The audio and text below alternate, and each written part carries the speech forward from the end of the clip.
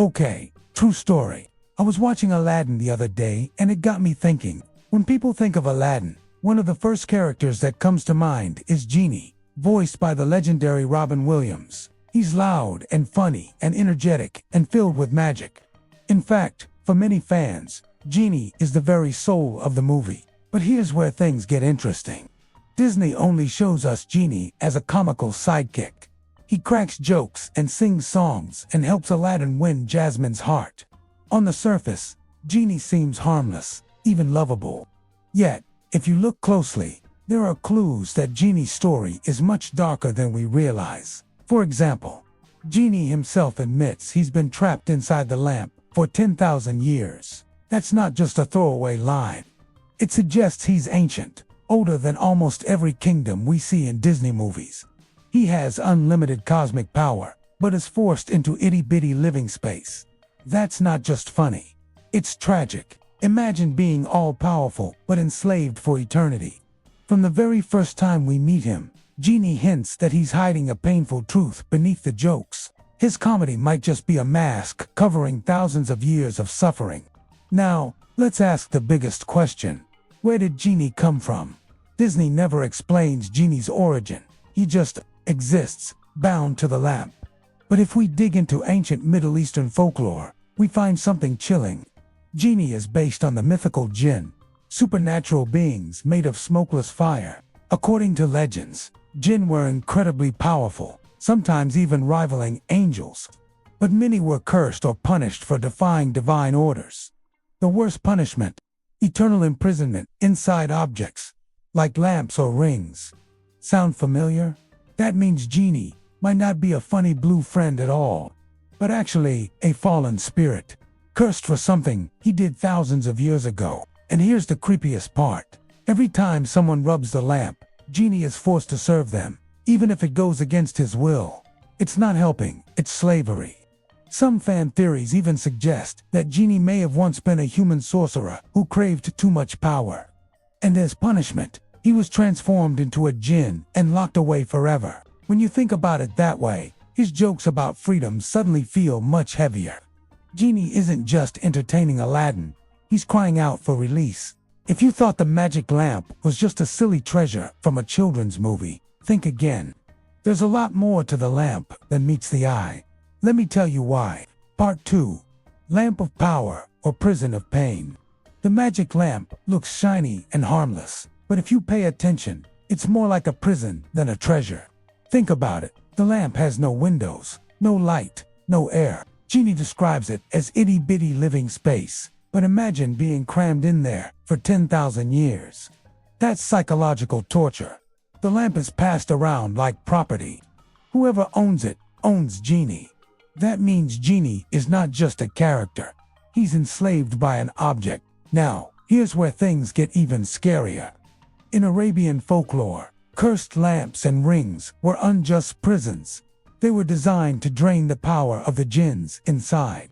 That could explain why Genie constantly jokes about being tired, cranky, or sarcastic. His power is literally being fed on by the lamp itself. And notice how the Cave of Wonders guards the lamp. It's almost like the cave isn't protecting the lamp for humans, but protecting humans from the lamp. What if Genie is too dangerous to be free? What if the lamp was created to contain something the world could never control? Part 3. Genie's Prison. The lamp is cursed. It feeds on the power of the jinn inside of it, and when the jinn tries to break free, it destroys the world. So let's keep him locked up. But wait, there's more. A small detail in The Little Mermaid adds to this theory. In King Triton's treasure hoard, we see a small cameo of Aladdin's lamp. How did it get there? Could it mean Genie once traveled the oceans, or that the lamp predates Agrabah entirely? In Mona Maui, the demigod has shape-shifting abilities and a larger-than-life personality. Some fans believe Maui and Genie are connected, maybe even the same type of ancient spirit. This suggests that Genie might not just be a funny sidekick in one story. He might be a timeless being moving across worlds, connected to the deepest secrets in Disney's shared universe. And if that's true, then Aladdin barely scratched the surface of Genie's story. Thanks for watching. If you want to learn more fun facts about Disney movies, Stay tuned for more. Sure, he can be selfish and immature, but he's mostly good-hearted. Right? Well, consider this. When Aladdin finds the lamp, Genie isn't trapped inside. He's chilling in a cave with a whole horde of other genies. All of them seem pretty chill until Aladdin rubs the lamp. And suddenly Genie is bound to serve Aladdin. Why? Because he made a deal with an evil sorcerer named Jafar. But here's the twist. We never see any other genies in the movie. After that, it's always just Genie. What happened to the others? Did Jafar trap them all? Did Genie betray them? And if so, why? Think about it. For 10,000 years, Genie was imprisoned by humans. You'd think he'd be pretty anti-human. Yet he seems almost friendly. With Aladdin, he's quick to help, even putting himself at risk. Could it be that after 10,000 years, Genie became bitter and twisted? Maybe he sees all humans as enemies, not allies. Or perhaps he's secretly working both sides, playing Aladdin and Jafar against each other to get his revenge. Part 5. The Three Wish Rules. One of the most iconic parts of Genie's character is his rules of magic. He famously says he can't kill anyone, can't make anyone fall in love, and can't bring anyone back from the dead. On the surface, this looks funny and family-friendly. But think deeper. Why are those the rules? Some theories suggest these aren't rules Genie chose for himself. They read chains placed upon him. Imagine being all-powerful, yet someone long ago carved out the darkest parts of your magic and forbade you from ever using them. The no-killing rule could mean Genie was once used as a weapon. Maybe in the past, Genie destroyed kingdoms before being bound. The no-love spells rule could mean Genie once meddled with hearts, causing chaos and heartbreak that scarred entire families. The no-resurrection rule is the creepiest. It suggests Genie once had the power to bring the dead back, but what came back wasn't he really alive. In other words, the rules aren't funny limitations. They're proof of terrible things Genie once did, erased from history, but written into his very magic as a warning. Part 6. Genie and the Price of Wishes. Have you ever noticed that wishes in Aladdin never come free? Sure, Aladdin wishes for wealth, fame, and to become a prince, but each wish brings him more danger. This ties into the ancient idea of jinn. Every time they grant a wish, there's a hidden cost.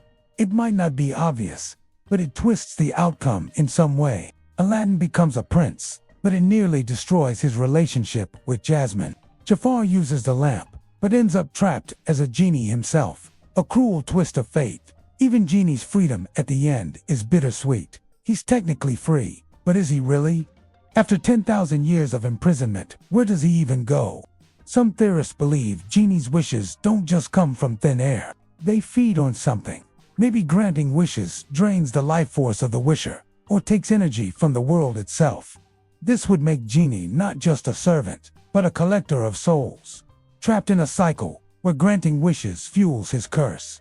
So when Genie smiles and snaps his fingers, maybe it's not pure magic. Maybe it's the sound of another debt being written. You are watching Disney's Aladdin. You know the story. Street rat, magic lamp, evil plot to take over Aqaba. But what if I told you there's more to this classic tale than meets the eye? From a terrifying genie to an unexpected villain, here are 8 messed up things in Aladdin you never noticed. Part 6. The Real Villain. We all know Jafar as the main baddie, but is he really the mastermind? Think about it. Jafar is ambitious, yes, but he also seems pretty stupid. He gets tricked by a talking parrot, nearly killed by a magic carpet, and outsmarted by a goofy genie. But what if I told you Jafar is just a pawn in a much bigger game? Enter Shenzi, the leader of the hyenas. She's cunning, ruthless, and has a plan to take over the Pride Lands. Some fans believe Shenzi is the true villain of Aladdin, manipulating Jafar for her own ends. After all, she does get everything she wants in the end. So who really controls who? Is Jafar just another one of Shenzi's many victims? Part 7. Genie's True Form. We all know Genie as the big, blue, funny character. But have you ever wondered if that's really his true form? In folklore, jinn are shapeshifters. They can appear as smoke, animals, humans, even illusions. Genie constantly changes shape, morphing into celebrities, animals, and random objects. But here's the chilling question. What if the blue genie look is just a disguise? Maybe the true genie is something so terrifying that Disney could never show it on screen.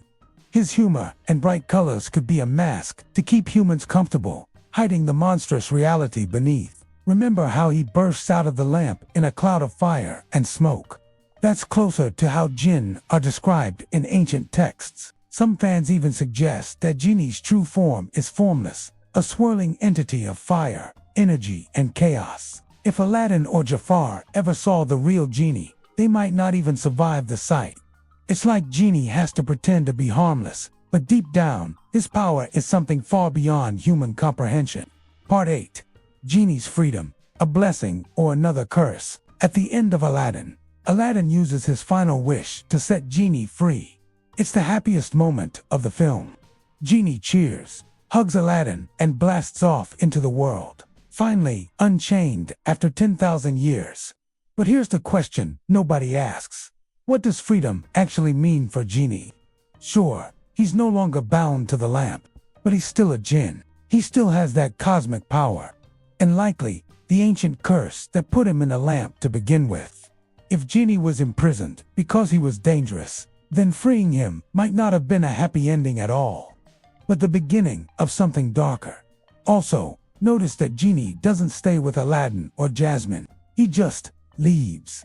Where does he go? What does a freed jinn even do after 10,000 years of captivity? Some theories say Genie's freedom isn't real freedom.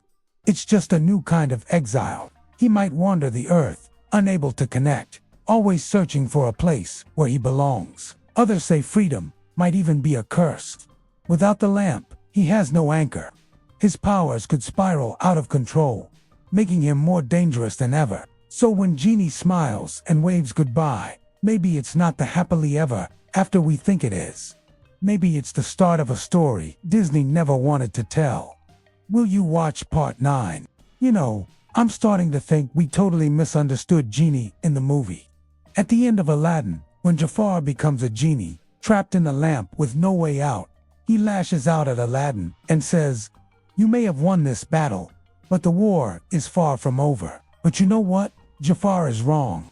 There is no war, because it turns out Genie and Jafar aren't enemies. They're actually more alike than they are different. And the movie gives us two big clues to prove it. First, Jafar thinks that by getting the lamp, he'll become all-powerful. Instead, he finds himself trapped inside it, powerless. That means Genie and Jafar have something in common. They both wanted ultimate power, but instead were forced into the same prison. So who are these guys really? Well, the movie gives us our first clue in Part 9. Genie and Jafar are not opposites. They're mirrors. One is funny, hides his pain behind jokes. The other is bitter, consumed by rage. Both are trapped. Genie in the lamp, Jafar in his own body, unable to change, unable to grow. Both are victims of the same curse. The lamp doesn't care if you're good or evil. It only wants power. Once you hold that kind of power, it enslaves you. So what does that mean? It means Genie's story is not unique. There might be hundreds of jinn scattered across the world, imprisoned in objects, waiting for the next master. And if that's true, then so are all of these Disney artifacts. The trident in The Little Mermaid, the magical staff in Monar. They're all cursed objects, hiding ancient beings just like Genie. Now, let's talk about the biggest twist of all. What if Genie wasn't freed at the end of Aladdin? What if his freedom was just an illusion created by the lamp itself? In some versions of Arabian folklore, jinn can trick their masters into believing they're free, when in reality, they're still bound, cursed to serve again once the lamp is found by someone else. That means Genie might still be trapped, waiting, laughing, entertaining, but never truly free. And here's the scariest part. Disney has never shown us what happened to Genie after he left. He just disappears. So maybe Genie's real secret is that he's still out there wandering the Disney universe, hiding behind jokes, waiting for the next master to call him back into the lamp. Well, there you have it. Genie and Jafar, not enemies, but victims of the same curse. And Jafar was right about one thing: the war is far from over. The real battle is between the lamps and their masters. Because remember, a wish is a dangerous thing. Thanks for watching. See you next time.